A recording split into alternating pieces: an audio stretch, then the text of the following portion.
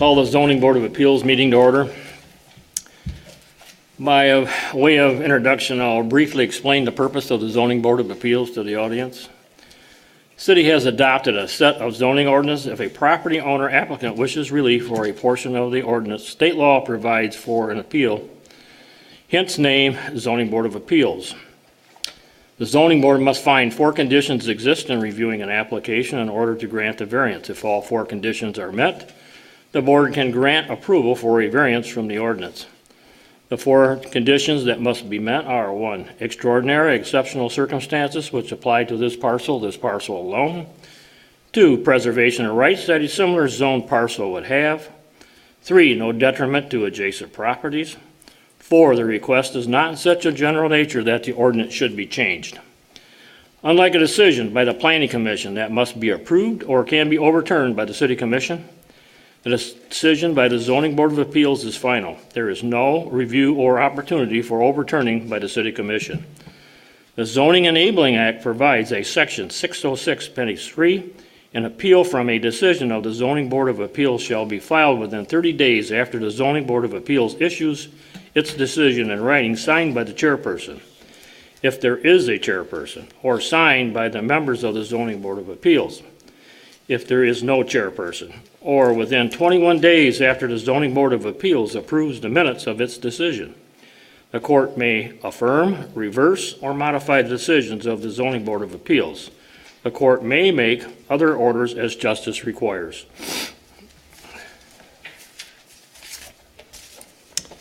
Okay, we need to approve minutes.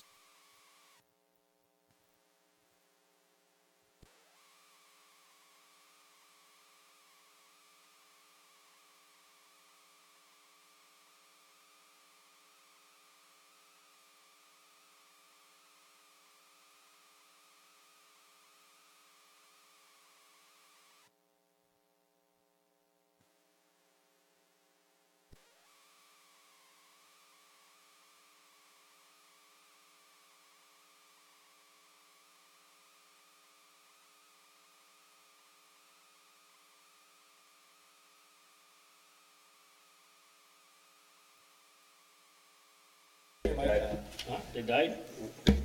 Oh, there it goes. I got it on. Okay. All right.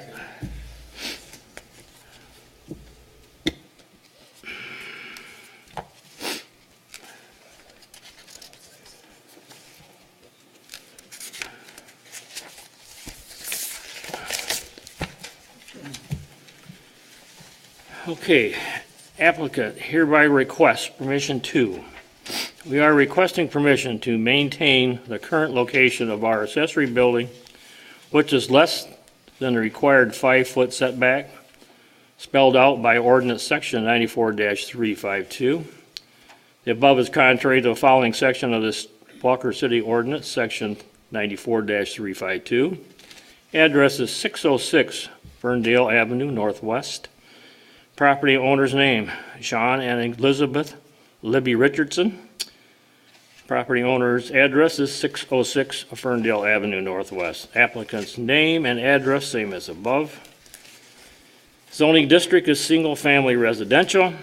Use of proposed premises residential. Use of proposed premises residential. Previous appeals are none.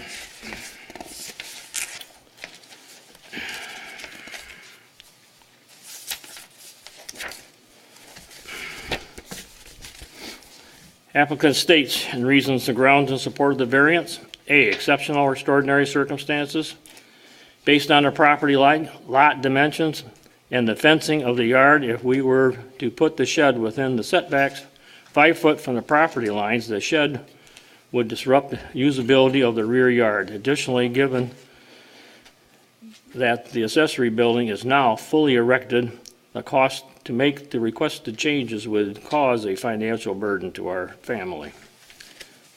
B, preservation of rights.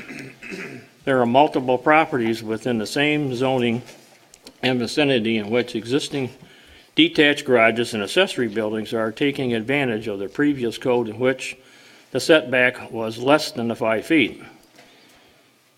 This provides for a maximum use of the space within their property boundaries.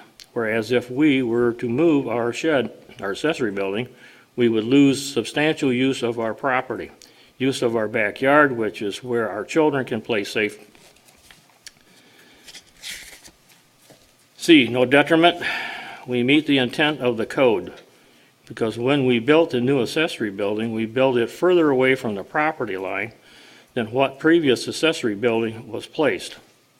Additionally, the intent of the setback code is to ensure that you don't have an accessory building that is encroaching on the property lines and somehow causing a detriment to adjacent properties. By intentionally moving it out of further than the existing accessory building, we were attempting to meet the intent of the code by not being a nuisance to our adjacent neighbors and ensuring we are not encroaching on their property. Finally, attached you will find letters from two neighbors immediately adjacent to the accessory building in question, which they are supportive of the building and the upgrade it provided to the property. D, not a general problem. This is unique and not a general problem to two primary reasons. One, as mentioned in section A, the dimensions and layout of the usable backyard is such that complying with the required residential setback of accessory buildings would cause a loss of safe use of our family. This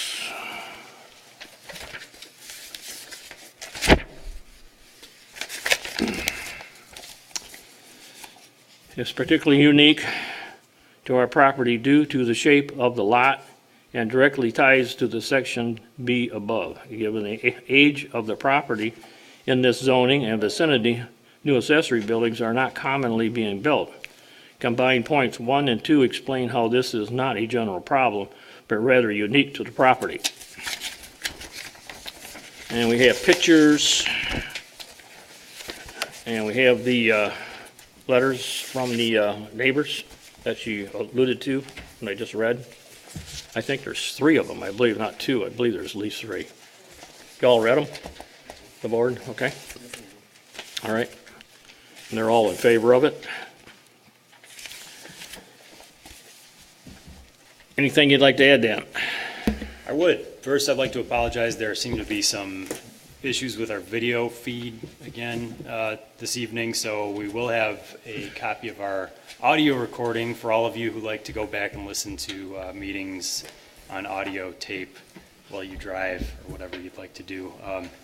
But that'll be posted after the meeting, and for folks just trying to get more record on what we talked about tonight, that'll be available. So apologies for the video feed not working here, some of the technical glitches.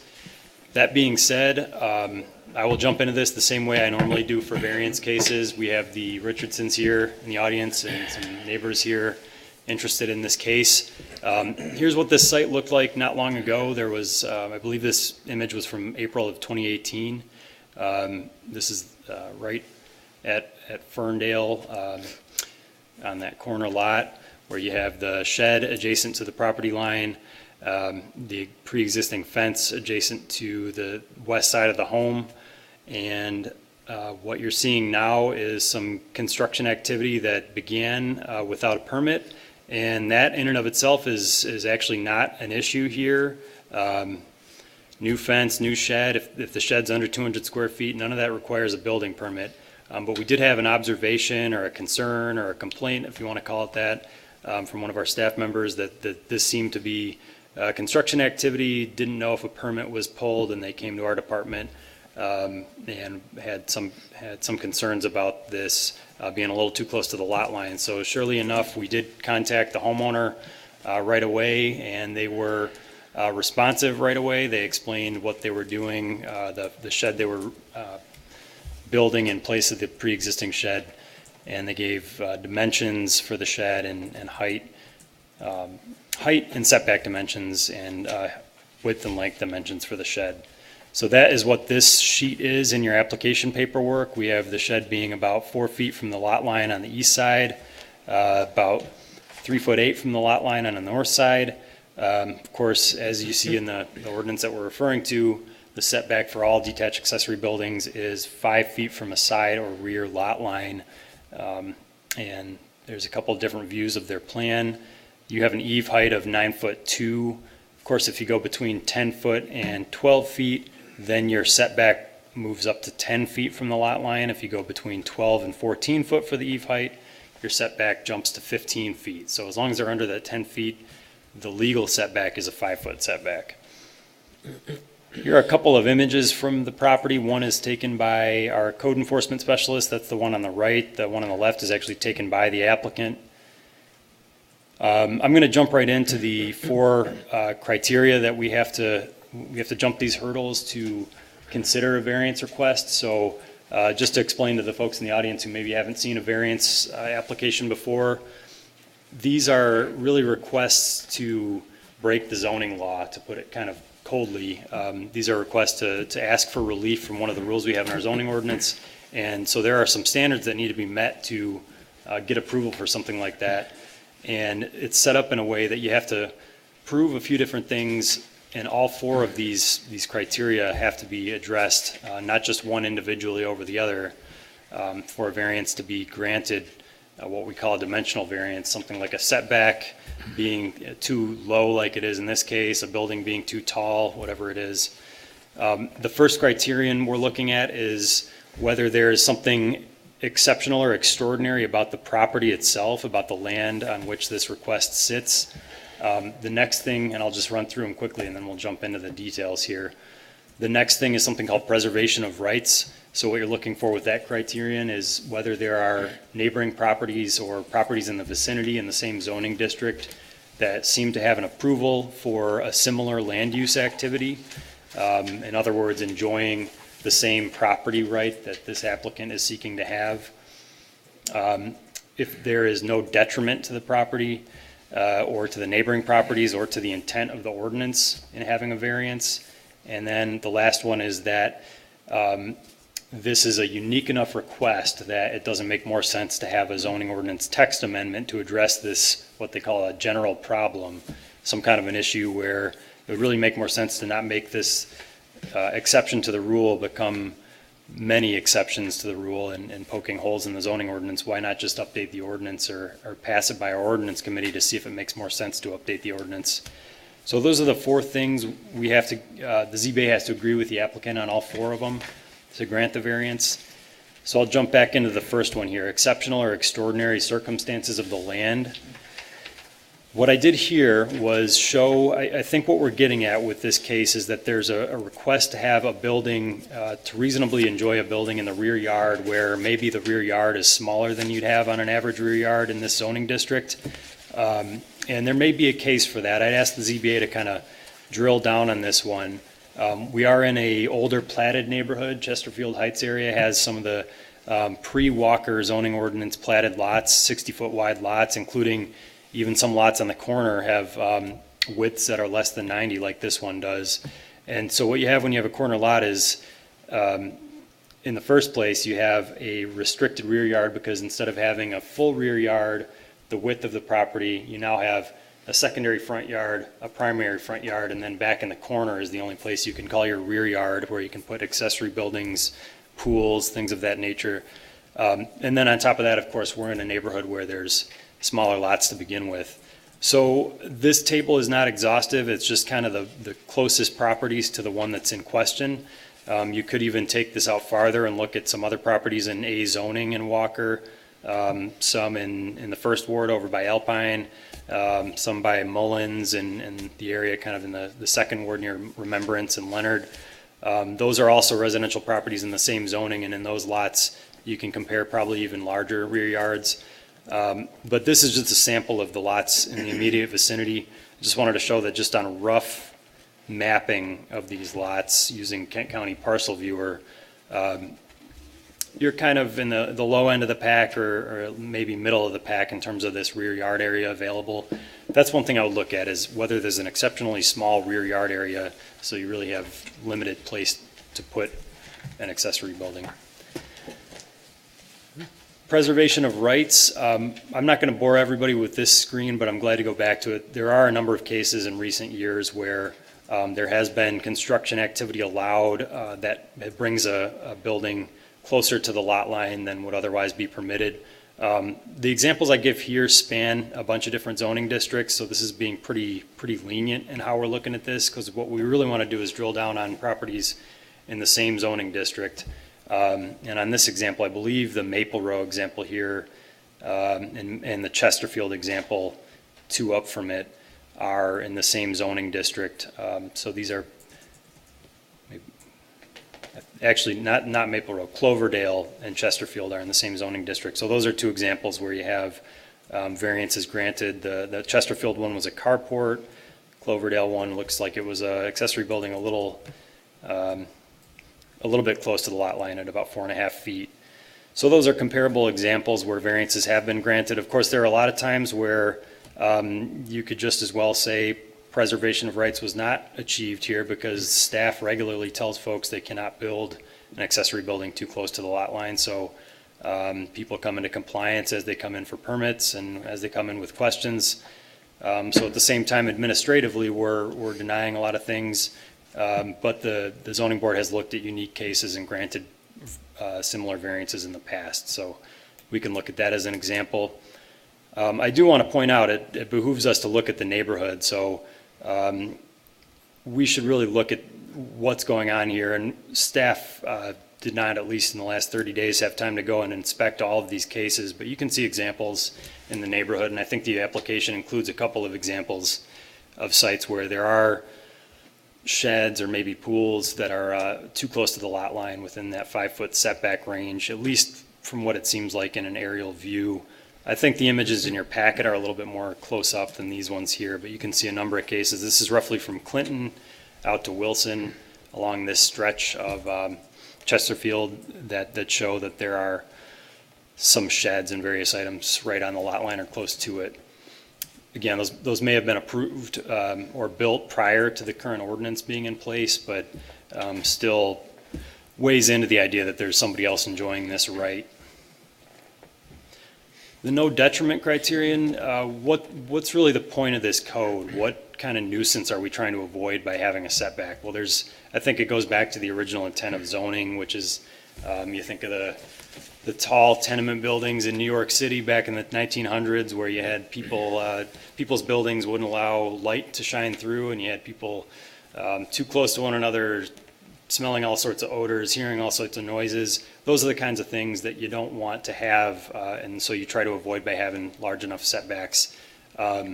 So what I'm getting at is, what I want to show is a compliant setback of 5 feet as opposed to what's being requested here, which is closer to between 3 and 4, depending on the lot line you're looking at. The difference is pretty minimal if you scale it up. This was just my attempt at showing what this building size would look like on the 4 lots in a row. There's not a ton of science here, but it shows you the basic scaling of the shadow of that building using the variance up against that neighboring house as opposed to the shadow if the building is pushed back a few feet more away from that home, and it's really not that big of a difference. So you could make a case that there's a no detriment criterion being met here. Of course, it depends on what they're doing in the shed, what kind of noise and light and things are generated there, but by and large you can see this is pretty close to being compliant, so there may be a case for no detriment. Again, you can also refer to the letters from the neighbors. That's usually where this criterion is kind of made or broken. You can have neighbors given some really pointed examples of when they think the zoning ordinance won't be upheld if a variance is granted, and sometimes they give you ideas of how it will be supported. You know, this is, we understand this will be an activity that won't be severe. We support what they're doing, those kinds of things. So you have that kind of information in your packet. The last criterion we have to look at is this general problem criterion. And again, that's where we decide as a zoning board whether it would make more sense to funnel this through as a update to the zoning ordinance. I won't go through the full flow chart here, but this is kind of something I'll use for other cases as well. Is our department getting a lot of requests for this type of use or activity?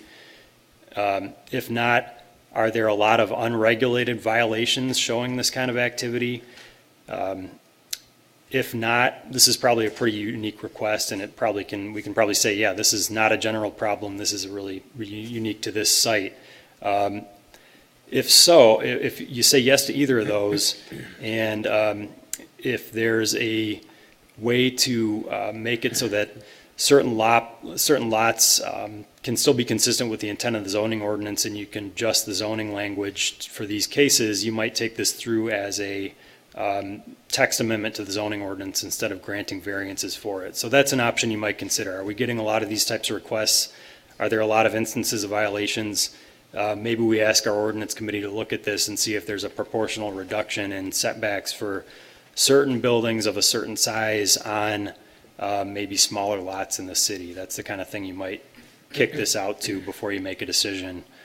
And I think between this one and the exceptional or extraordinary circumstances one, I think those are the two items that the zoning board should really drill down on before they make a decision tonight, because I don't think I had enough evidence to really support those two. So I advise that the applicant explains more about what's exceptional about their property and what's unique about their request in relation to some of the neighbors. If there is an approval, I recommend at a minimum there's some conditions imposed on that the shed is compatible with the architecture of the home, that there's no exposed fasteners, that the shed does not slough off rainwater in a way that's going to drain onto the neighboring property. And if there is a sheet flow of rainwater that's going to land somewhere, let's get some gutters on it. That's the kind of thing we can inspect at staff level. And then any other questions the ZBA may have, there is a fence on the property that I did not bring up as part of this case. There was a replacement of an existing fence, and that's something where that's kind of a separate issue. There is provisions in the zoning ordinance for reduced front yard setbacks in cases where you have a lot of properties with reduced front yard setbacks in the same block. Between that and the fact that we're revisiting the whole fence on a secondary front yard issue with our ordinance committee, and the fact that this was really an upgrade to an existing fence, we did not include that as part of this request, even though it's pretty obvious there's a new fence at that site as well. So I'm glad to field questions about that, but my recommendations stand that you should focus on those two criterion I talked about, and then you can either table, approve, or deny the application. Okay. Applicant, like to add anything at this time? Need your name and address for the record. Elizabeth Richardson, 606 Ferndale Avenue, Northwest. Thank you. And my husband Sean Richardson. Thank you for your time this evening and your willingness to hear us out on our proposed variance to maintain the shed we built. We just want to say that our intent truly was not to cause any trouble, time, or hassle, but to build a quality shed that would last in the years to come. We also know that when we sent I didn't have tons of pictures, so I printed 2 sets. This kind of shows it in the progress, and kind of just speaks to the quality of the fence, or I mean the shed, sorry.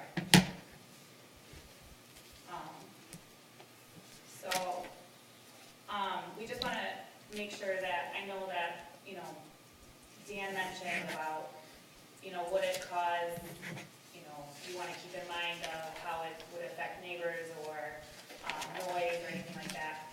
I think it's pretty straightforward, but the purpose of our shed, storage of, your basic lawnmowers, shovels, rakes, snow blowers, storage for our children's toys, the kiddie pool, the bikes, the balls.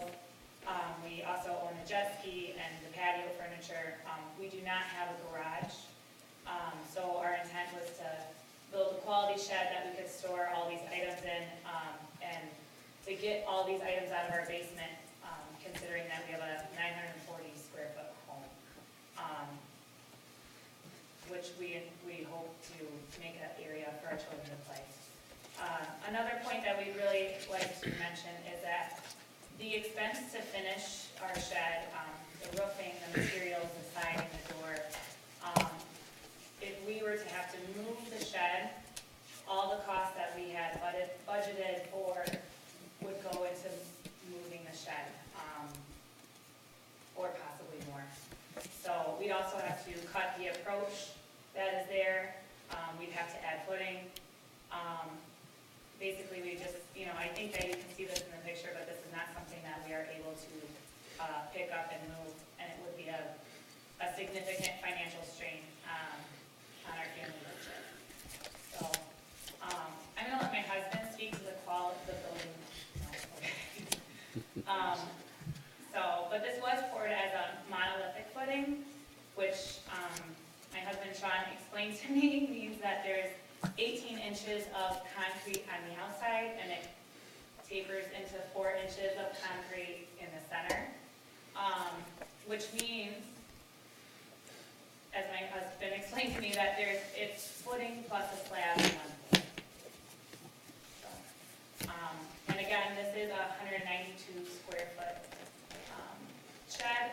We did keep it under the 10-foot eaves. It's 9 feet 2 inches to the top. We are 44 inches from Alicia's property, which is the north side, and 54 inches from Pat Mundry's property, which is the east side. Sorry. And all of that, the drawing that's shown up there is kind of our plan for the yard of what we were intending, hoping to do. 48-inch measures for the fence on the east side. Oh, On the drawing, it says 48 inches, but that's from the fence, the actual lot line is 54. Okay, thank you.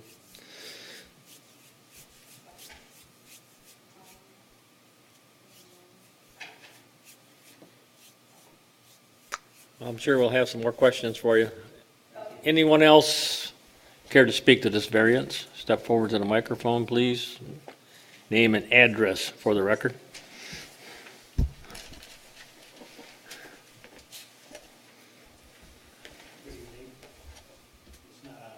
I don't know, is there a button there, red? Can you, just the space bar looking button in the Yeah, middle? there's like a little space bar there. Oh, It turns okay, red. there we go, thank you. Okay, all right. Can I interrupt you real quick? No. Can you guys, whoever would like to speak on this, would you guys mind writing your name and address here, since we're having technical difficulties, so that we can record this? Thank you. Okay, give me a second, I can't write and talk at the same time.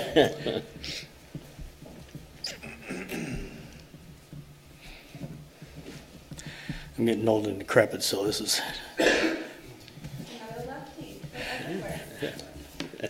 Okay, now, my name is Chris Hackett. I live at 605 Ferndale Northwest. I'm directly across the street from where the shed is going up.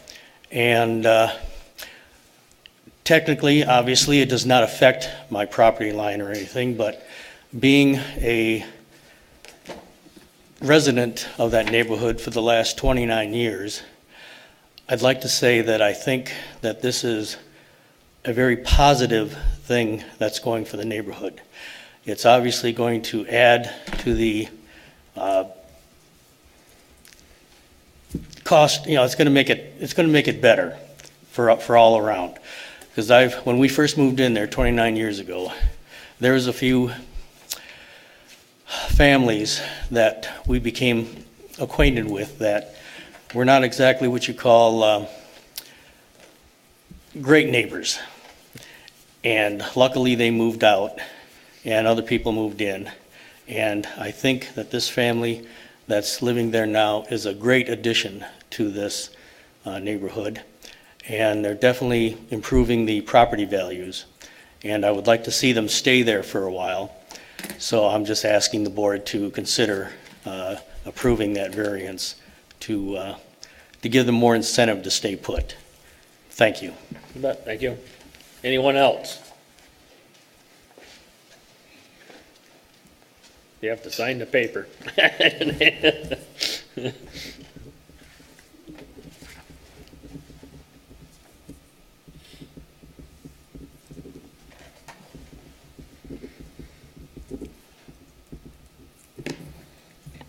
Hi, board. My name is Patrick Mundry. Dead neighbor of Sean and Libby. And what Rick said about the neighbors previous was a real understatement. It was trash. It was bad. Nobody, probably 6 neighbors. I've been there 32 years, didn't do anything but bring it down. Didn't do anything in the house. Loud, trash. We got a respectable, very respectable family there. And he's very good at what he does, and he's upgraded about everything around there. Even helped the neighbors, including me. He can build my house for all I care. You know? That's how good he is. He had no idea. Nobody had any idea. And that shed took him a lot of labor. I'd hate to see that come down. And as far as noise, nothing. 2 little beautiful girls, and like he said, great addition to the neighborhood. And like I said, he's the fence, the update on the deck, inside the house, he's done wonders. He did his own roof, and now the shed. So I really hope you consider approving this. Thank you. All right, thank you. Anyone else?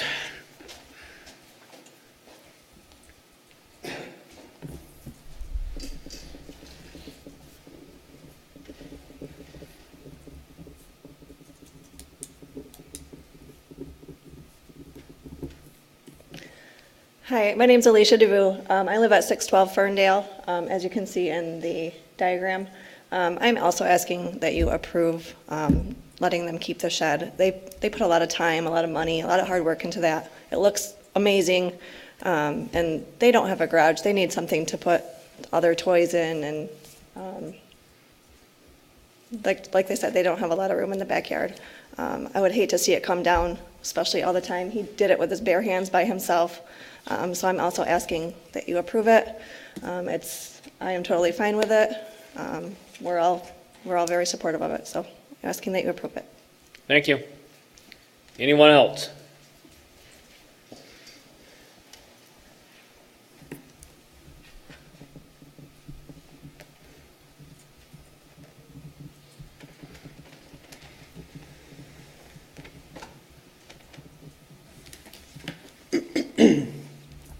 Good evening, Board. I'd kind of like to echo what's been said already. In 601 Ferndale, Will Minor, and we've lived there about 15 years and seen the neighbors come and go through that property. And they moved in, upgraded the property, and like has been mentioned before, helped neighbors, helped us do some repairs in our house, and they're a great asset to the neighborhood. And I believe that they increase property values, kind of bring a general happiness to the general area. Thanks. Thank you. Anyone else?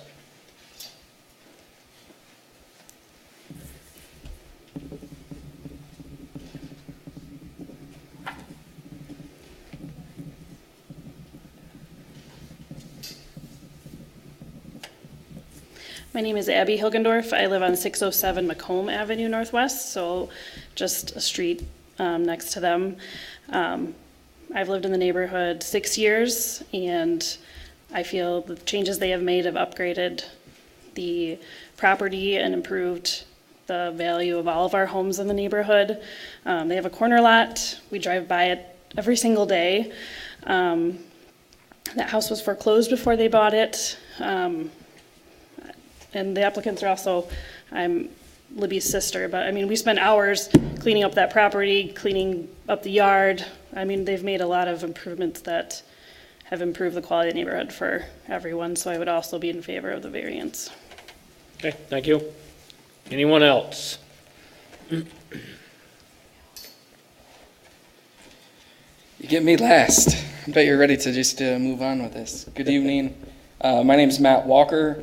I actually live at 4611 Ciderwood, which is not in the Chesterfield neighborhood, but have been friends with Libby Richardson specifically since kindergarten, and am a former ZBA member of the city of Walker. Many of you still familiar faces.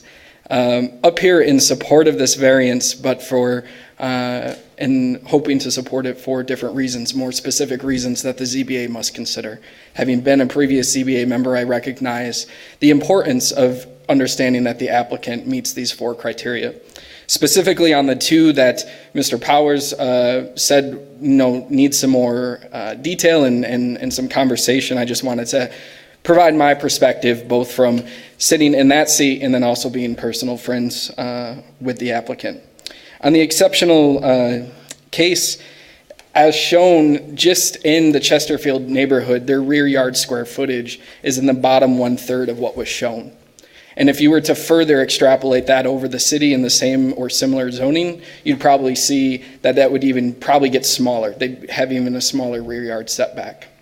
Again, then also adding on to it the fact that the Chesterfield plats are historically small because zoning ordinances changed after that subdivision was made, I think adds a lot of credence to that criterion is met.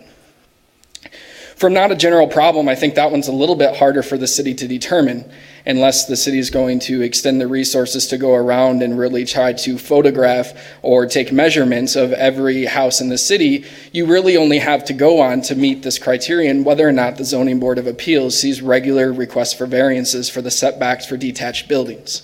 Since 2010, or 9 years, they've received exactly 6.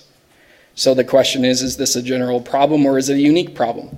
From my perspective, I view that as to be rather unique, given the number of requests for variance appeals that you receive on an annual basis and the applicants that come before you.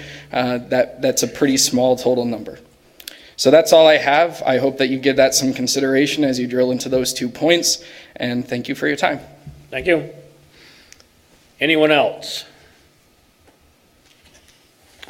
Okay, hearing none, before I turn it over to the board for questions and review the applicant, I need to have a motion to open the hearing.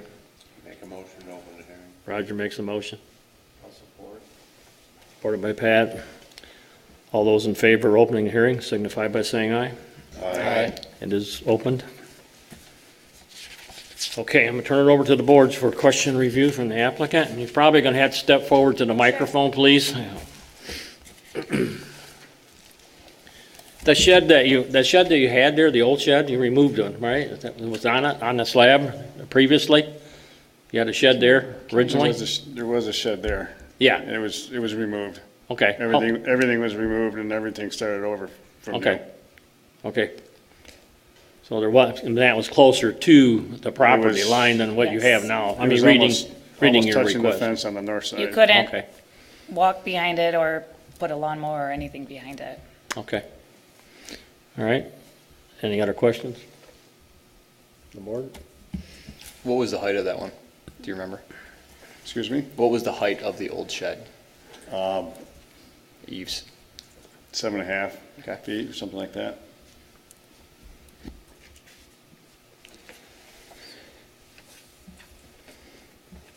Did you, I believe there was a comment about, how the building was going to be finished if we were to approve it? Yeah, Match the house. Yeah, you Yeah, we understand have- those conditions that you went over? we wanted to do same shingles, same Okay. siding. Okay. So you are aware of that, correct? Yes. Yeah, Okay. we were told to wait to do anything. Okay. Is there electrical in this shed? No. So you're just going to use the shed for storage purposes? Yes. That's what's going to be going on in it? Yes. Okay.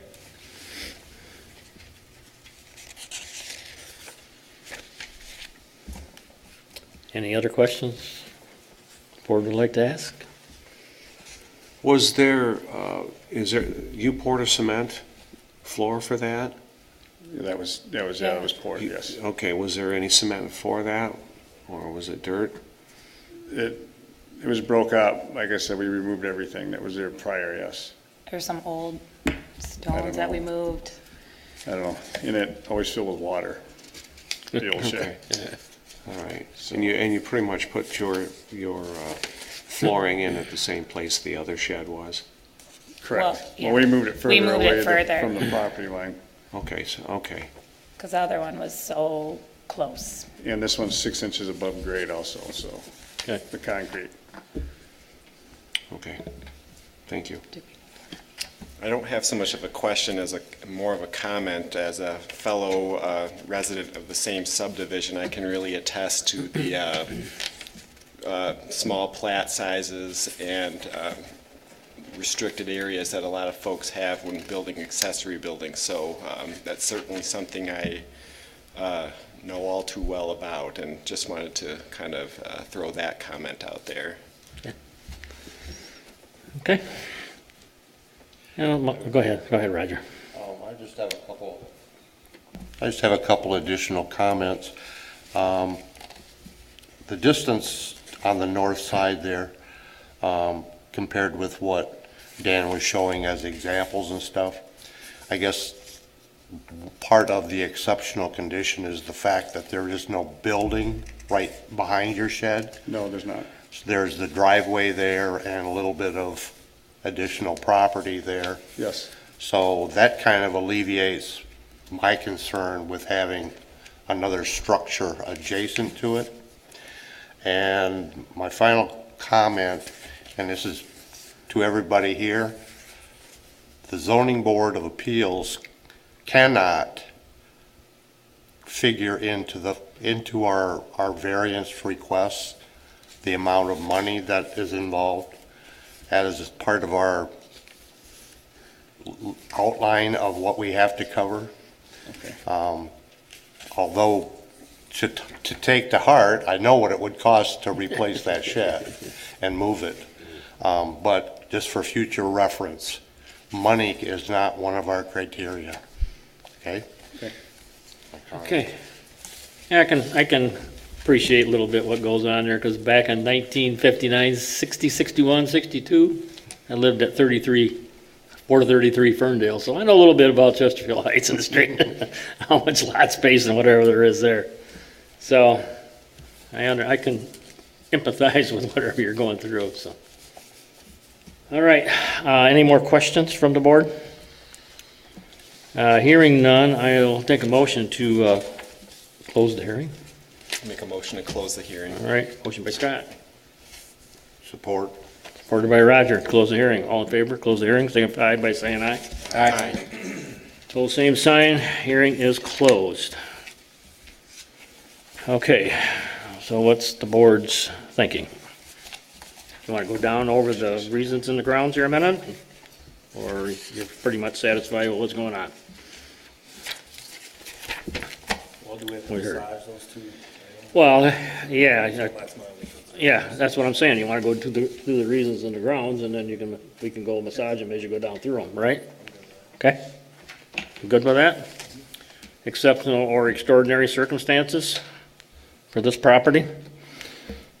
It's a corner lot, for one thing. It's got exceptional small rear yard, as Dan stated. And these lots historically are very small from the old plot area.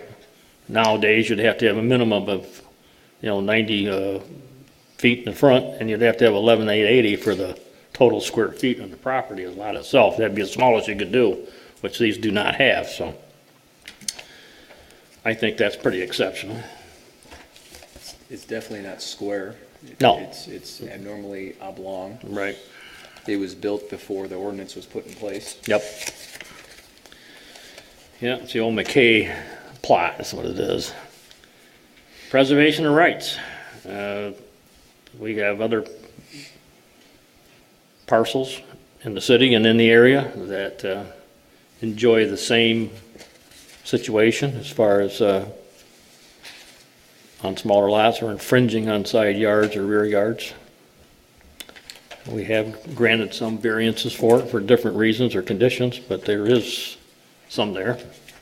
Yeah, I think as evidenced by the aerial shots that Dan put up, I think I counted 8. And if I looked at the lot lines, those structures were over the lot lines. Yeah, very possible, yeah. And those are maybe the ones that aren't even invarianced.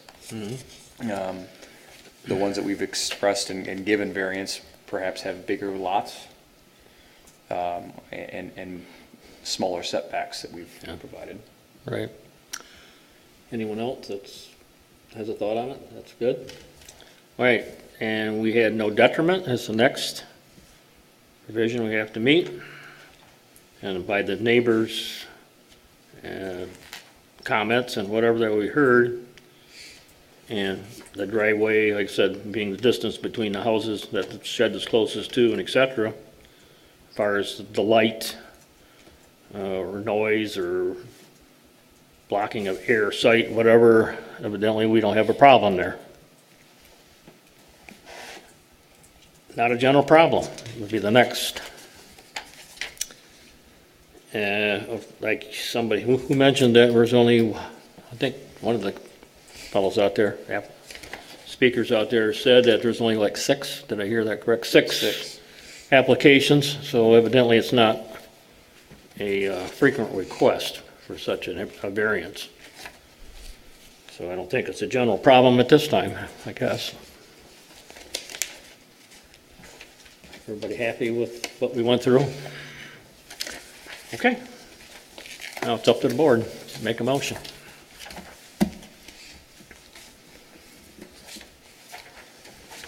We have those provisions that needs, if we're so in tune with granting the variance that we need to make with it, that Dan laid out.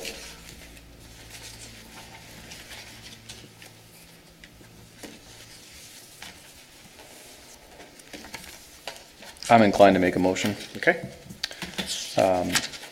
I'll make a motion to approve the variance with the following conditions: that the applicant finish the accessory buildings with the building's fabricated materials that match the primary trim colors of the dwelling, that the building should have no exposed fasteners, and a final inspection should be performed on the building to determine whether gutters should be added to divert rainwater away, specifically from the runoff on the driveways and neighbor facilities. Okay. That's a motion. Anybody care to support it? Supported by Rogers. With those conditions, anybody have any additions or deletions on the motion before I call for a vote? Hearing none, all in favor of the motion signify by saying aye. Aye. Pose same sign.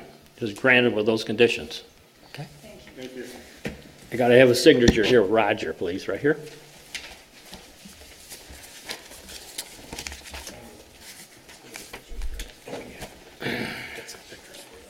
Oh, do we keep these for the file? Or If you want them back? I don't, You I'm want? not attached to them. Okay. You want these for the file? Yeah, let's Okay. stick one copy. Okay. I got them all together now, so, unless you want them back, huh? We can scan them in and give back. Okay, all right, cool. I got them here, so I'll enter them in the file, okay? All right. Uh-huh.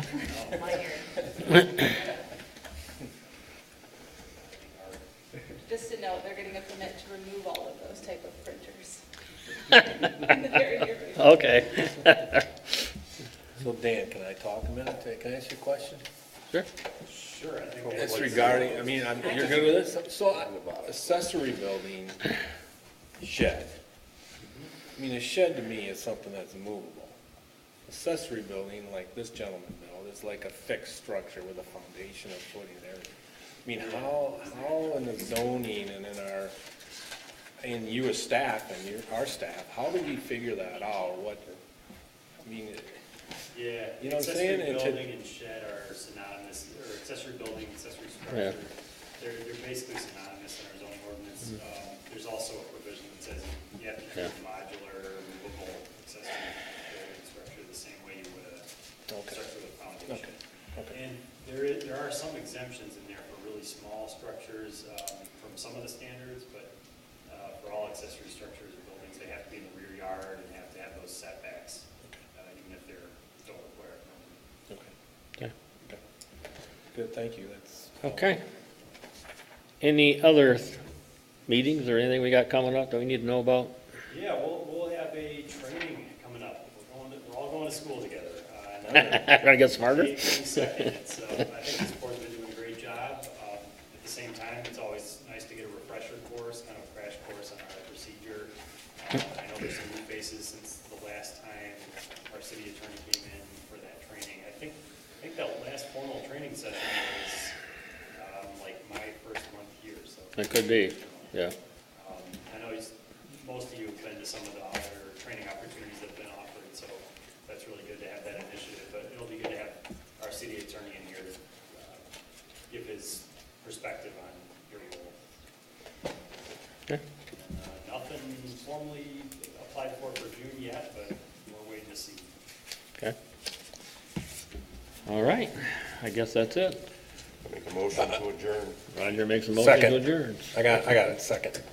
You got a second? I got it. Got a second? Okay. Gotta get it in the record, I gotta get the minutes. Okay, seconded by Randy. All those